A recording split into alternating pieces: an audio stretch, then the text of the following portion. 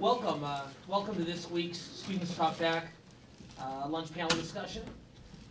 Today, as we do every other Wednesday, we're very fortunate to be joined by our friend Professor Bob Shrum. As I think most of you know, Professor Shrum currently serves as the USC Dornsife Carmen and Lewis Warshaw Chair in Practical Politics. But as you may also know, he is one of the nation's most respected and not coincidentally most victorious political consultants, and has worked on 8 presidential campaigns and more than 30 campaigns for the U.S. Senate. We're very happy to have Bob back here with us today. Thank you so much for joining us, Bob. Appreciate it. Glad to be here. Our other guest today is someone you might not be as familiar with because Michael isn't on campus quite as frequently as Bob. And I'm not a big of a deal. Well, that's yet to be seen. But Michael Davidson is the CEO of Gen Next, which is a nonprofit network that works in the areas of education, economic growth, and global security, attempting to build public and political support for their policy goals. He previously served as the political director for the Republican Party of Los Angeles County. He's held leadership positions in 3 presidential and 2 gubernatorial campaigns. But long before any of that, he was a student of mine at University of California, Berkeley. Michael, this is your last chance to improve the grade. Give it your best shot. Thank you very much for coming. Let's welcome Michael. Today's conversation, as I think all of you know, is entitled Obama's Second Term, Stronger at Home, Troubled Abroad. And as you know, in the past, we've talked about the relationship between President Obama and this Congress. We want to talk about it today in a slightly different context, because in addition to the ideological differences that invariably exist between a president of one party and a Congress of another, and certainly exist between this Democratic Congress, this Republican Congress and this Democratic president, one of the more interesting manifestations of this struggle is not just ideological, but a real competition for power. In other words, how much authority, how much power should a president have vis-a-vis the Congress? And this conversation, this debate has taken place on any number of issues.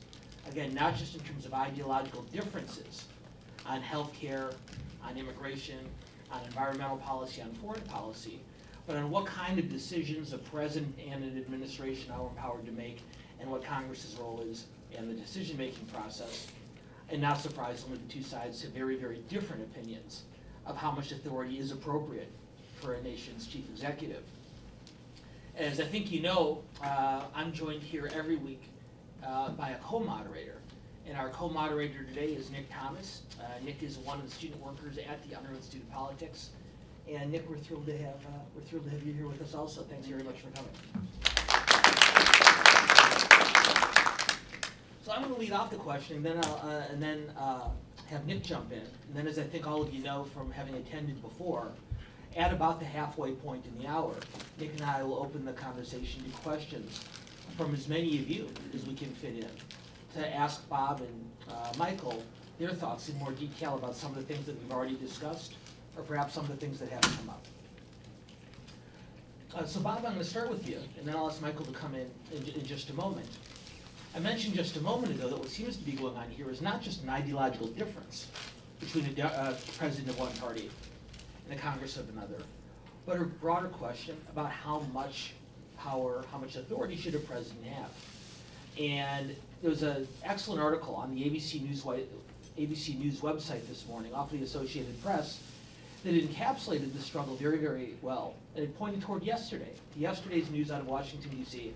as a perfect example of the struggle between Congress and the White House. As many of you know, the Obama administration and the Republicans in Congress have been debating for weeks now, if not months, about funding for the Department of Homeland Security and whether the budget bill that funds our Homeland Security should include a provision on the President's executive order on immigration reform. And yesterday, for all practical purposes, the Republicans in the House of Representatives surrendered and said, we've wanted to address the immigration issue. We're not going to get it done. We don't want to be blamed for compromising the nation's homeland security, so we're going to pass the bill. So in that case, pretty clear victory for the White House. On the other hand, on the same day that the Republican House of Representatives gave in to Obama on Homeland Security funding, they also hosted Israeli leader Benjamin Netanyahu, who, as many of you know, had been invited to speak before a joint meeting of Congress by the Republican House Speaker John Boehner without notifying, or certainly not asking for the approval of the White House or the Obama administration. So on one hand, Obama, if you like to keep score these ways, Obama gets a win on Homeland Security. On the other hand, Republicans are able to bring in a high-profile opponent of the president's position on negotiations with Iran, among other issues. Long lead up, and finally a question, Bob. Look at yesterday. Homeland Security, immigration, Iran, Israel. Lots going on between the two sides. Who's got the upper hand here? Well, let me take the specifics first and then make a general comment. The Republican effort to defund the president's executive orders on immigration was always doomed to fail. Assuming that it had gotten through the Senate, which it wasn't going to get through, it would have gotten to his desk, he would have vetoed it. That would have been the end of it. And at that point, Republicans would have had to decide, as they did yesterday, whether to have a clean funding bill for Homeland Security. I am certain that McConnell, people like Mark Kirk, who's a moderate right Republican senator who's running for re-election in Illinois, did not want to get into the position of being the party that partially shut down the Department of Homeland Security and didn't pay the folks who worked there. And I think they have a lot of polling that shows that they were going to get blamed. There's a lot of history that says they were going to get blamed. Boehner, and this goes to the question of the weakness of legislative leaders, I think Boehner, from the beginning, would have preferred to have a clean Homeland Security funding bill. But he was very afraid that he might lose his job. 25 Republicans voted against him for Speaker when the Speaker elections were held. He had to pass this bill with overwhelming Democratic support, minority Republican support. So, yeah, I think if you want to keep score this way, it was a win for the president, but I also think it was kabuki theater to satisfy certain folks in the caucus. On the Netanyahu visit, I think it has had already some counterproductive effects for Republicans. There were a lot of Democrats who were willing to support ratcheting up sanctions on Iran before these negotiations concluded, and they have all withdrawn, or almost all withdrawn from that position, and said we're not going to do anything until after the negotiations are over, and if we get an agreement, we'll see what the agreement is. So you know, that was another piece of theater that I think was designed, that has, I don't know what impact it's had in Israel. I mean, you can find, depending on what you read in the Israeli press, lots of folks, including a whole set of former heads of Mossad, saying this was a crazy thing to do. Why would Israel ever get in a fight with the President of the United States? On the other hand, it plays into Netanyahu's campaign, and I did a campaign against him in the year 1999 for Ehud Barak, but it plays into the argument he's making. Only Bibi, only Likud can keep you safe. So I think it had a big impact there. I don't think it had a big impact here. The rubber will meet the road here if and when there is an Iranian accord, which will certainly not prevent Iran from having centrifuges to produce peaceful nuclear power, but will presumably have, and must have, safeguards against taking that and using it to create a bomb. The larger question I would make is that this fight goes back to the beginning of the Republic, to Jefferson and the Louisiana Purchase, something he would violently have opposed when he was not president, but which he happily did when he was president. JFK cracking down on the steel companies when they raised prices in 1962 after they'd agreed with him that they would not do so if he got the labor unions to agree to moderate their demands. And he used the full powers of the Justice Department and forced them to back down. There was a tremendous controversy about the abuse of executive power. Dick Cheney, under the Bush administration, arguing for the most expansive possible use of executive power. And usually the side that's arguing for it is the side that controls the presidency, and the side that's arguing against it is the side that doesn't control the presidency. It's a little like the filibuster. The Democrats hated it up until this year, and now they like it. So we've talked at these programs before about the concept of selective outrage. If somebody you like does something wrong, you're willing to look past it a little bit. If someone on the other side does something wrong, you get outraged by it. So what I hear you saying, Bob, at the core of this is not only there are legitimate ideological differences, but ultimately whether a president has too much power or not is entirely dependent on whether the president's in your party or not. Yeah, I kind of would give up on this argument if I'd like to step out of this argument. I understand partisans make it all the time, and nobody's accused me ever of not being partisan, but it's a kind of dumb argument. The Republicans are abusing everything because they're filibustering. Okay, they're filibustering. They have the right to do it under the Senate rules. They're doing it. The Democrats are abusive because they filibustered the DHS bill that would have defunded immigration. Well, they have every right to do it. And a lot of people in the Senate in both parties are reluctant to get rid of the filibuster altogether. It is selective outrage, and I'm not very interested in it. Okay, well, we'll move on then in a couple of minutes on to something more interesting. But Michael, before we move on to interesting topics, I didn't say the topic was uninteresting. I said I had no interest in it. Well, we'll move on. We will move on to more interesting topics. But I do want to come at this because I think there are policy and real-world ramifications in this as well. Michael, the Republican leadership in Congress, whether you happen to think or not there does need to be broad-based immigration reform, and I know you believe that there should be, Republicans believe that the president exceeded his authority by implementing that reform by executive order rather than by passing a bill through Congress. They similarly believe that they should have a voice in the question about whether Iran should be sanctioned and to what level as part of the negotiations over the nuclear capability. And they brought in the big guns yesterday to try to help make their case. From your perspective, what's going on here? What's going on here in terms of with the Republicans trying to figure out what to propose or not to propose and how to be a counterweight to the president? I think, well, actually I want to make one comment, two comments really quickly. One is I actually also find the question over sort of executive power and where has it been going historically not all that interesting either, because I do think it depends on who is in power, then you sort of forgive it. I also think that we're working through, this could be another question or another topic, but culturally, I don't think the American people, this is probably a time in history where they're least familiar with what they want than in any other time in American history, because there are rapid flows of information, there's massive distrust in government institutions, and people just don't really know where they fit. And so then that ends up translating to the elected leaders don't really know how to lead.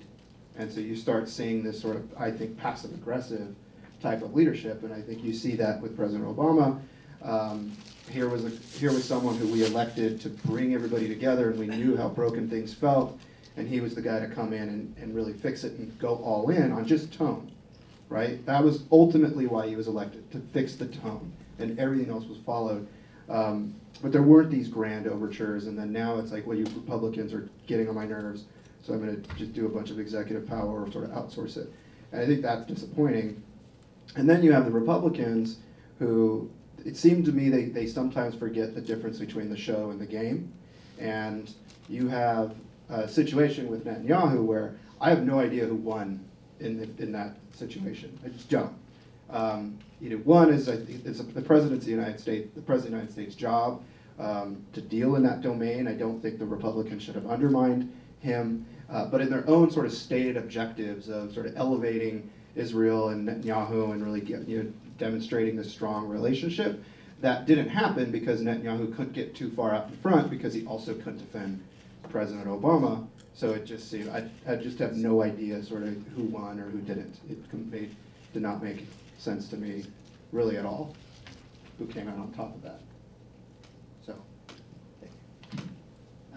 So maybe moving on to a topic that might be a little bit more interesting that's still in the realm of executive power is, I'm wondering if, I'll let Mr. Shrum weigh in first, and then Mr. Davidson can add on. If you think that the rest of President Obama's presidency will be defined by unilateral actions in the face of a polarized Congress, or if you think there's some hope that the Congress may be able to pass some legislation and get some bills on the president's desk that he might be willing to sign. First, let me say, when I say I'm not interested in this, I don't mean I'm not interested in it as a topic. It means that I'm not going to become a purveyor of selective outrage, because I think it's ridiculous. And all you have to do is look back over time, and people take completely contradictory positions. I mean, Obama, when he was in the Senate, was denouncing the overuse of executive authority by George W. Bush. So it just goes on all the time. I think that there are a few areas where there could be some cooperation. I think it's possible that the president could get trade authority to negotiate both the Trans-Pacific and Transatlantic Partnership, primarily with Republican votes. Now, it will require Boehner and McConnell, who favor this very strongly, to really put a lot of pressure on people in their caucus who, if Obama proposed to enact the entire Republican platform from 2012, would apparently oppose it. They're just going to have to put a lot of pressure on. I think there may be some possibility of a revenue neutral tax reform, and especially the repatriation of corporate profits that are overseas. Beyond that, I think that we will see a huge amount of what the president does happen either through executive order, as happened with the immigration proposal. And by the way, as a footnote to this, I know we're talking about civics today, not politics, but Republican consultants are tearing their hair out about the Republican Party being in the position of looking like it's anti-Hispanic and anti-immigrant. I mean, they really want this issue to go away, to be done with. So it's either going to be executive orders, it's going to be administrative orders, EPA on climate change and regulating pollution, the FCC on net neutrality. The president's going to use all the power he has to move this forward. And in a curious way, he seems liberated by 2014. He thinks that he can't get much done through Congress, so he's going to do everything he can to achieve his objectives another way. We talked before the session, and I believe it is true that Obama, if he thought this could be pulled off, would be happy to get in a room with Boehner and come up with a grand bargain on fiscal issues. And I think he would be willing to cross-cut his base. He has some more capacity to cross-cut his base, because they can't diselect him. Boehner has a real problem in cross-cutting his base because they can throw him out. And in fact, apparently he's been told by the Republican caucus he's not allowed to go meet alone with the president. So I think given those circumstances, you will see, and as we had, and by the way, by next year, when we are fully into the 2016 campaign, I would not hold out much hope that anything will happen except through executive orders and in the realm of foreign policy. Yeah, in terms of the specific issues, I agree that that would probably be the only room for hope in something getting passed. I think that Boehner would also risk losing his speakership if there was some big deal on the table. And until recently, now that Republicans have so much control over the House and the Senate, now you could argue that there's a real onus on them to pass legislation and to lead, but I still think the center of gravity, the seat of power is with the President of the United States. So it's going to take him sort of taking Boehner up on the offer to fall on his sword on any number of these issues, and it's really just figuring out what matters to President Obama enough to where he's willing to stomach having to deal with Boehner and the Republicans, which we know he hates doing, and really get out in front with the American people. On immigration, to your previous question, but then also weaved into this question, Dan, is it's a very difficult issue for everybody. I think especially the Republicans, and that's why the House Republicans wanted to do it as a piecemeal package. I would like to see the country have a really vigorous debate on the issue. I think the country needs it. It speaks to my previous point about how I think the American people need to be more engaged in these ideas and need to be more engaged in the policies. That's the only way you're going to see the best outcomes. But if you're running it by executive order, you're not going to see that. So to Dan's point that there are real implications for government down the line, that would be one of them. So I don't think it really advantages anybody if it is sort of just forget it, I'm just going to run it through by executive power. Nor does it advantage the country if the Republicans aren't at least trying to pass legislation that they believe the president should react to, because it's kind of their job, or they should try to say no to. And there have been examples of that, knowing it's going to be dead on arrival, but still trying to contribute meaningfully to the debate. Yeah, and now I think there's a whole nother aspect of the executive powers debate, which is international. And I'm hoping to direct this question to Michael first, and then Mr. Davidson, and then Mr. Strum can weigh in. So President Obama has shown a willingness in the past few months to curb some of his military power that's granted to the executive branch, specifically the ability to send large-scale ground troops to foreign lands without congressional approval. What do you think is motivating the president at this time to be willing to give up some of this power, especially in the context of the growing threat of ISIS? Dan, is this recorded and then put online, or is this recorded and put? Consider this being on the record, because Okay. if nothing else, you got 35 very itchy Twitter fingers here. Okay. Well, I think I can. I'll on the record version then.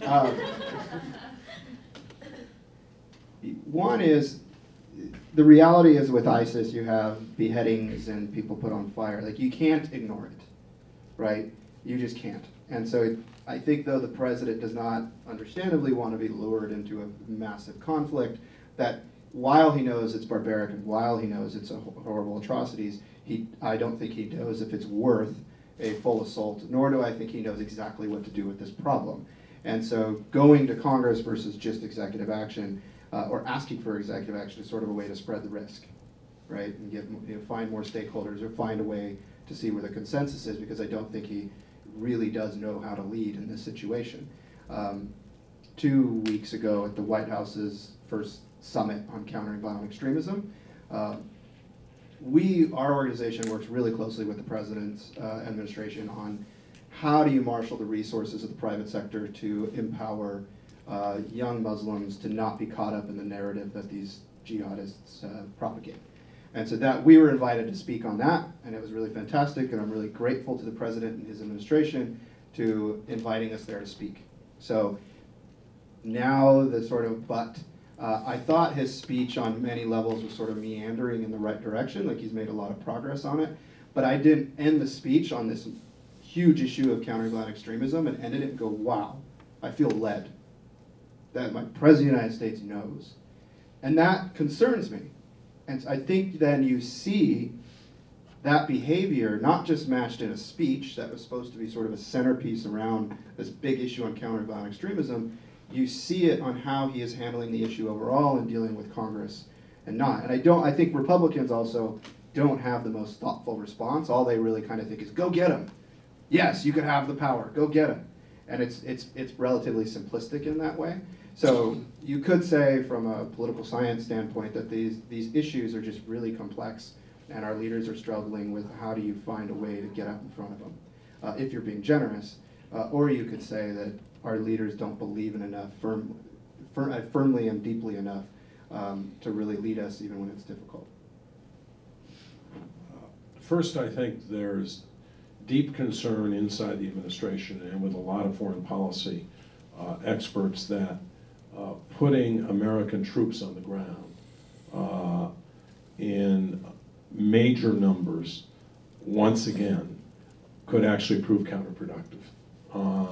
And that while you would have some military success, the example of what happened in Iraq says that unless you're going to stay forever, at some point you're going to get a backlash that could conceivably make the situation worse. That's number one. Number two, there is the hope that air power can do a lot here, and that once you get troops from nations in the region engaged, that you can do something of what Clinton did in Kosovo and the Balkans in the 1990s. A lot of people who disagree with that. I think the president's probably more willing to try that right now than to send a lot of troops in.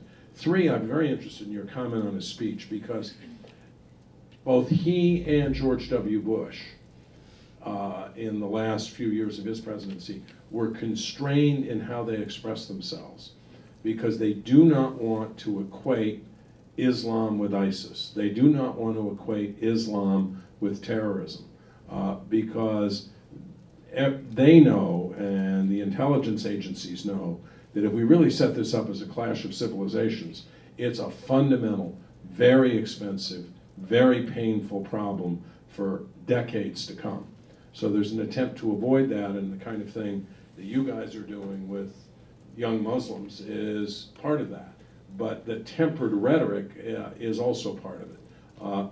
Now look, we may reach the point where things are so coming apart in Iran or in Iraq and Syria and that neighborhood that we think we have to have massive troop intervention. But I would tell you this, and I'm sure this is under consideration of the National Security Council too, it won't work at all despite our power unless we have the cooperation of Turkey to get the troops there, which is dubious, unless we have a secure set of bases in, say, Iraq, where we can land and station these troops, which is dubious. And unless somehow or other the country, and this goes to your point about the fact that we don't have these conversations, we have sound bites thrown back and forth, unless the country actually really understood and was willing to support this, I think it would be inconceivable that we could do it. One lesson we should have learned over the last 50 years, if we haven't learned it, is you can't go into war without not only the support of the American people, but the likelihood that that support will be sustained and that you're going to have a plan to get out. So I think that's why, at this point, there's a kind of tempered and temporizing response.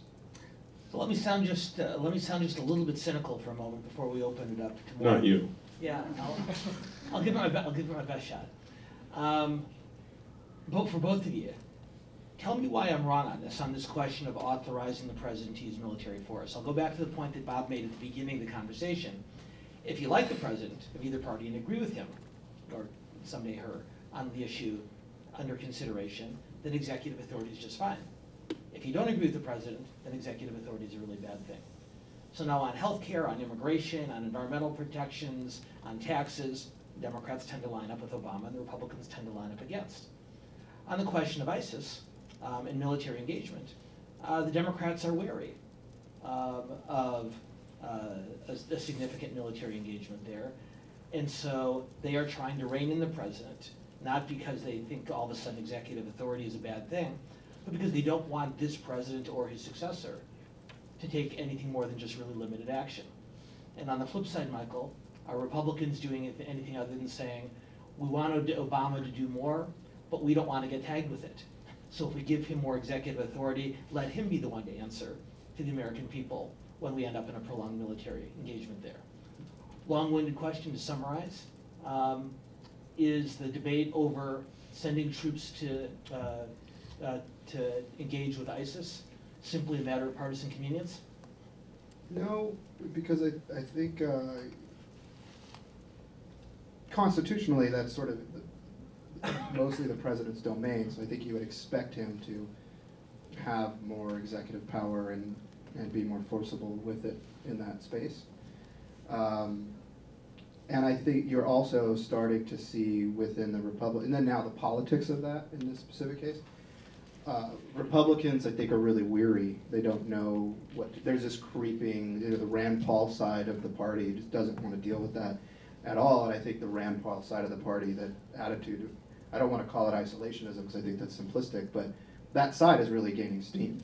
So just these problems are just, let's just focus here at home. And so I don't know if it's so much that the Republicans are just sort of beating up on him and don't want to touch it. I think they're really struggling with, just like with the president, of what do you really do about it. So I disagree with the dogmatic positions on both sides or every side of this. I am in disagreement with those Democrats who say, gee, we just can't do anything or we can't do much of anything.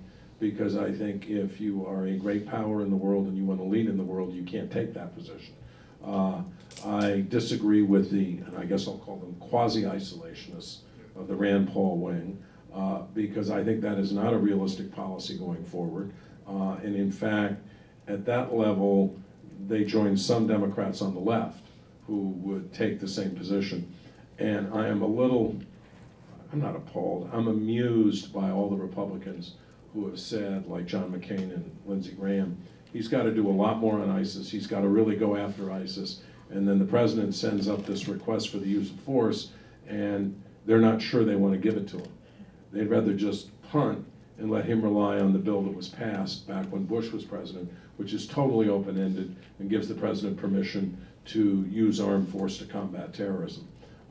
So I'm willing to be cynical here too. Okay. A big step, but I appreciate you being willing to take it. All right, so we've got a lot of ground here. Homeland security, immigration, ISIS, Iran, Israel, and the broader questions of the president and Congress's different opinions, both on the issues and the broader question of authority. Nick and I have monopolized this conversation long enough, so we'd like to open it up to as many views as possible. And again, like we remind you every week, 2 quick reminders. Number one, when we call on you, please tell us who you are so we know who's joining the conversation. And then second, if you have a question to ask, particularly of someone with whom you disagree, we'd ask that you frame that question with the same level of respect and regard that we hope that you would hope that they would show you if they were disagreeing with your point. So with that, who has questions for our panelists, or who wants to weigh in on this conversation? Questions? Hi, I'm Nathaniel. I'm a political science major. My question is for Professor Schrum. Obama gave that interview to Vox about his foreign policy and seemed really tempered and sort of, I thought, struggled to define what his vision was for the world and the legacy he hoped to lead. So I guess my question is, one, what do you think he's going to do to refine that vision? And specifically as it applies to the rise of ISIS, how do you think he's going to use this authorization that I think will ostensibly pass in line with whatever that foreign policy is? Well, first, in terms of your initial observation, the criticism of Obama when he ran in 2008 was he was all speech and no substance. And in fact, it's kind of been the opposite as when he's been president, except when he had to go out there in 2012 and save his presidency. He's mostly been substance and not terribly interested in speech or in the kind of crystallization that you're talking about. I think he's feeling his way right now. And by the way, I don't necessarily think that's bad for a president. I think to jump to an overall conclusion immediately about what we're going to do, we're going to smash the axis of evil, all of this can be very dangerous and can box you in. I think they're trying step by step to try to figure out how to deal with ISIS. They've got to keep the Saudis on board, who are a little upset that the Iranians are helping to fight ISIS, and the UAE. So it's a very, very complicated situation. And I don't fault them for being pragmatic about it, but I do think at some point, especially if this authorization does pass, the president has to come to the country and say, this is what I'm going to do with it. And let me follow up on this, because I think some of you know, but to make sure all of you know, in addition to Bob's record as a political consultant and in academia, he's recognized as one of the most gifted speechwriters in modern American political history. And so no question that these challenges are complicated ones. But particularly, for the reasons that Michael was referring to earlier, Bob, in the aftermath of long and difficult wars in Iraq and Afghanistan, in addition, just as we begin to come out of difficult economic circumstances, a nation's natural instinct we've seen historically is to look inward. Talk as a speechwriter, as a wordsmith, about the ability of a leader to rally a country to an international cause at a time when we just might want the rest of the world to go away for a while. Well, words have power, but that power is limited. I mean, Franklin Roosevelt, who was one of the greatest presidential communicators of all time and one of the greatest speech givers of all time in the Oval Office, worked very, very hard starting in actually 1937 when he gave a speech about quarantining the dictators, and he got a huge blowback, and he retreated for a couple of years and worked very hard in 39 and 40 to try to get the U.S. not necessarily directly involved in the war, although I think he knew that that was ultimately going to be necessary, but to get the country to agree that it had to help the Allies. And Lend-Lease, which was critical to the survival of Britain, passed by one vote. What solved the problem for Roosevelt was the attack on Pearl Harbor. At that point, you know, those bullets and bombs were a lot more powerful than speeches. So it's very tough. Now, what ISIS is doing, the beheading of people, the burning people alive, the threats against Europe, I mean, their latest threat is they're going to fly the ISIS flag over St. Peter's Square, and if there's an attack there, for example, all of that will be not only very powerful in terms of allowing the president to do more, it won't give him much choice but to do more. And Michael, I think the only more difficult thing than speaking in a powerful voice to a complicated set of issues is taking a range of powerful voices and unifying them to confront the challenges like these. I don't think I've ever seen, at least in modern American history, the Republican Party involved in such a spirited internal debate about foreign policy and national security. You talked about Rand Paul and people who are more wary of aggressive foreign engagement on one hand. You talked about people like John McCain and Lindsey Graham who are extremely aggressive in that regard on the other. How do you see the party resolving this?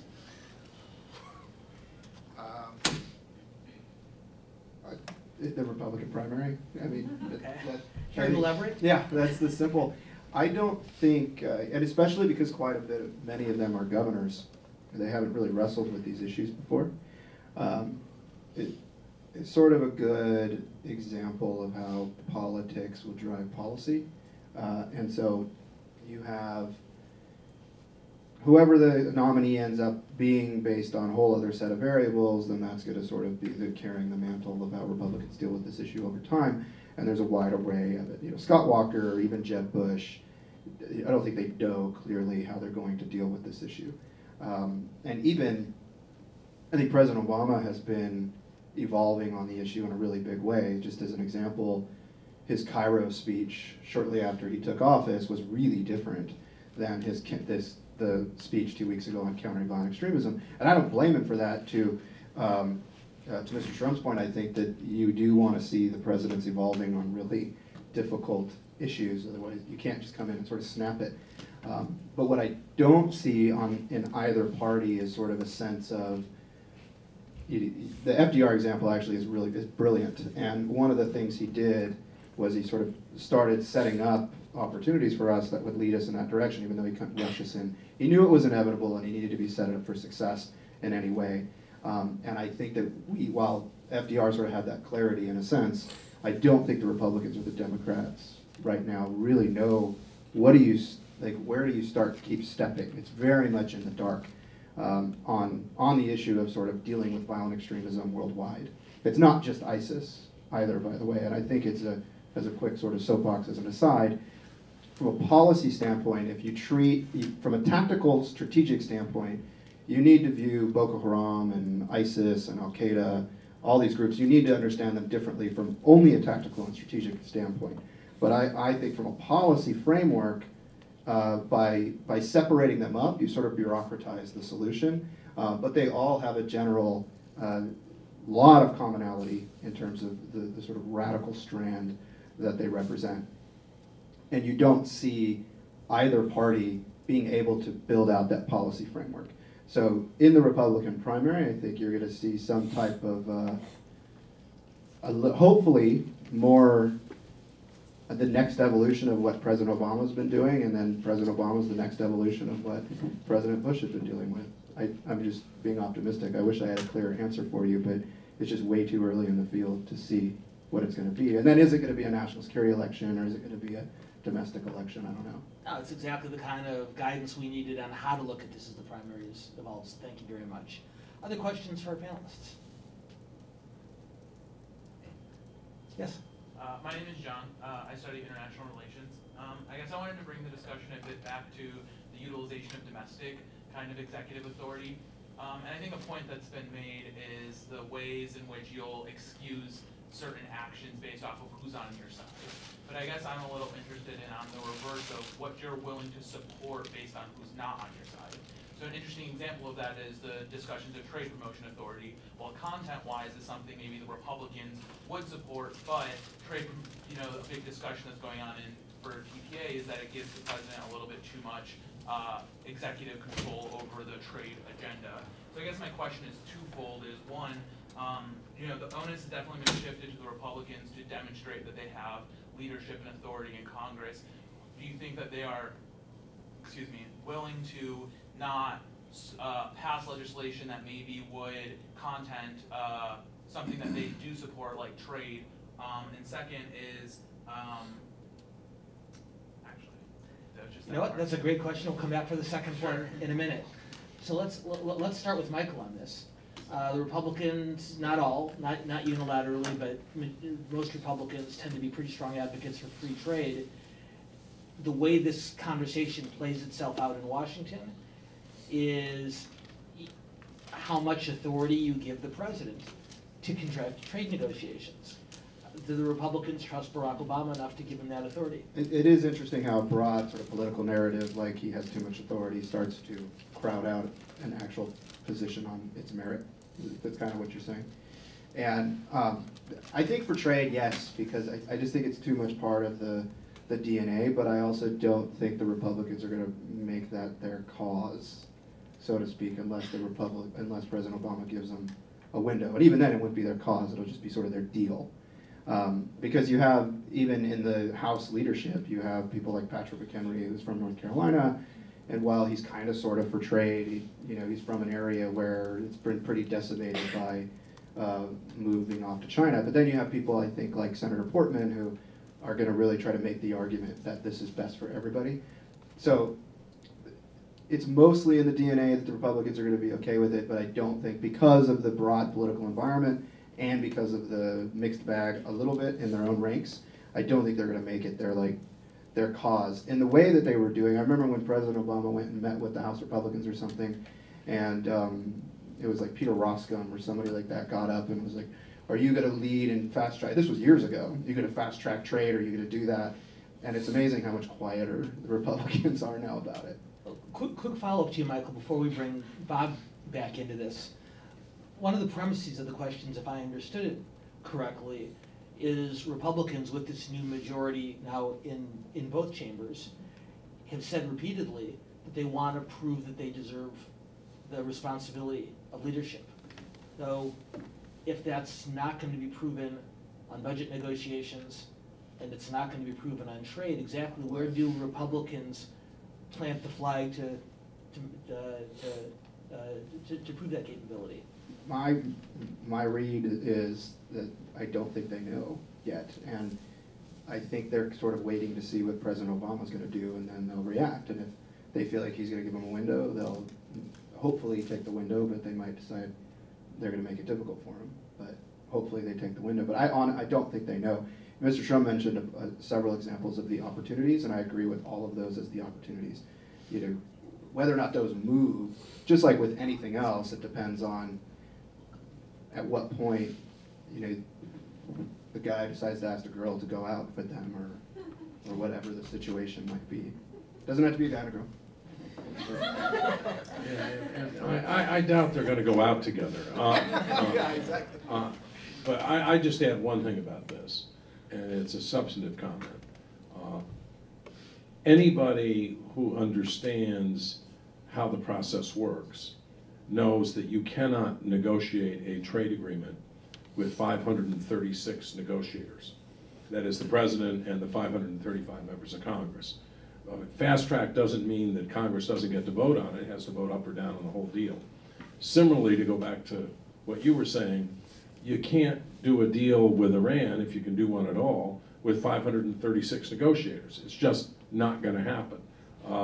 So in the realm of foreign policy, I would argue that this isn't even a question of the reach of executive authority. It's in the Constitution. It's the way this has been arranged since the beginning, and it is the only practical way it can work. We've never had a major trade agreement in modern times that hasn't been achieved without fast-track authority. I agree with you that it may be difficult to get it done because so many Democrats are against it. And there are enough Republicans against it. And you throw in the other Republicans who will say, we can't trust Obama enough to give him fast track. You may not get there at all. I'll add one thing, because I'll go even a little bit further. Because President Obama is more than less on record as saying he supports this and wants this, and given that his party is more opposed to it than the Republicans are, I think if Republicans hedge on the issue, they're being disingenuous. Really disingenuous. So. Bob, I asked Michael a follow-up question about challenges / confusion in the Republican caucuses on this trade deal. You correctly mentioned a moment ago that a large number of Democrats are opposing it, even though the president obviously thinks it's a good idea. A few days ago, Elizabeth Warren announced that she was going to devote a great deal of time and energy to opposing expanded trade authority for the president on this front. Does that present a serious threat to the agreement, or is that the kind of thing that this administration, working with Republican leadership, can overcome?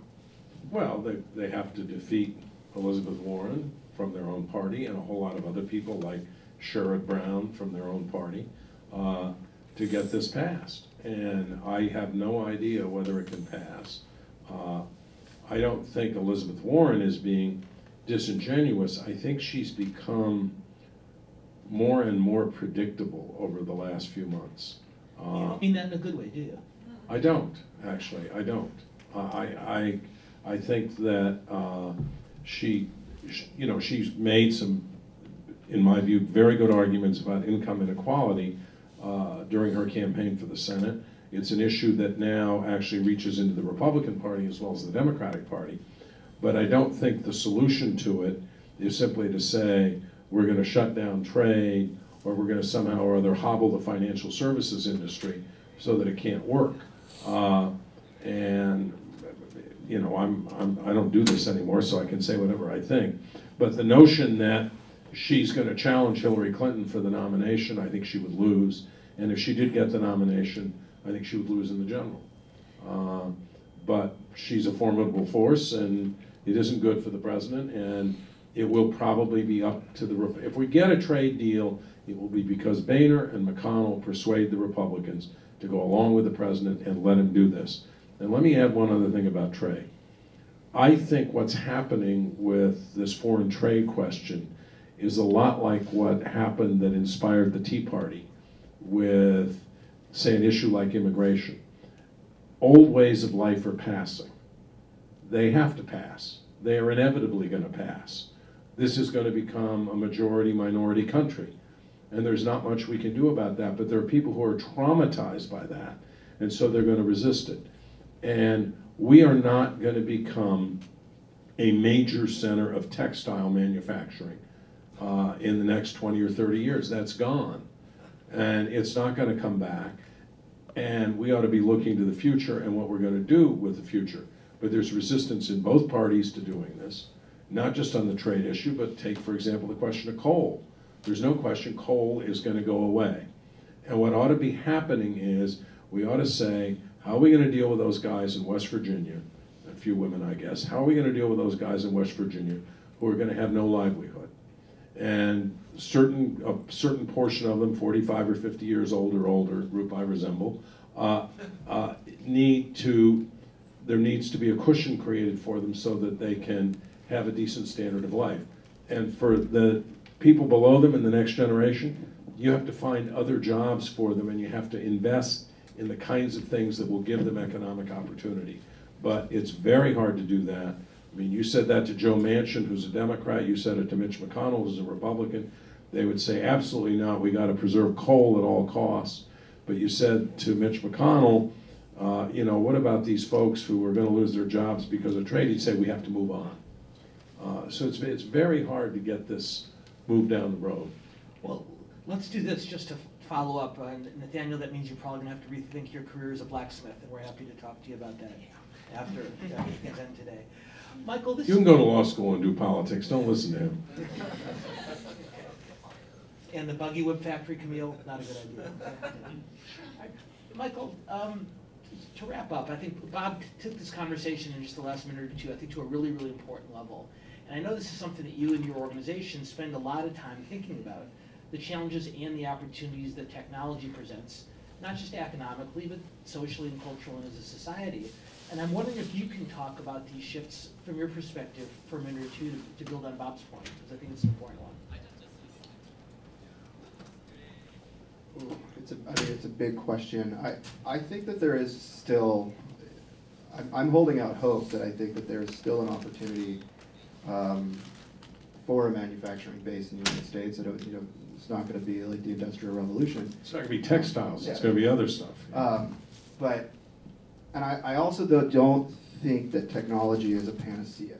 Like, oh, it's going to solve all of our problems, because it creates some, just like with any other innovation out there. But my thoughts to your question, which I don't know if I'm sorry for making it broader, but my sense is that politicians, our political leaders, they spend too much of their time dealing with the issues with the lowest stakes, or they seem like they're the easiest issue to deal with at the time. But the real issues, and Mr. Sherman mentioned many of them, they don't get meaningfully debated. And so, yes, technology in the private sector is going to come in, and it's going to transform, as it already has, the way we create jobs or lose jobs, and the way we create opportunity. But we have to make really big decisions on how are we able to afford the types of investments that are going to set up those future generations for success, and how do we just even have an attitude, not even make investments, just have an attitude of being willing to take on these really big challenges, to say, well, we need a free trade. Yes, it's going to make us more competitive. Yes, it's going to be harder. Yes, it's going to threaten some of our industries, but we don't live in a world where you can put your head in the sand anymore.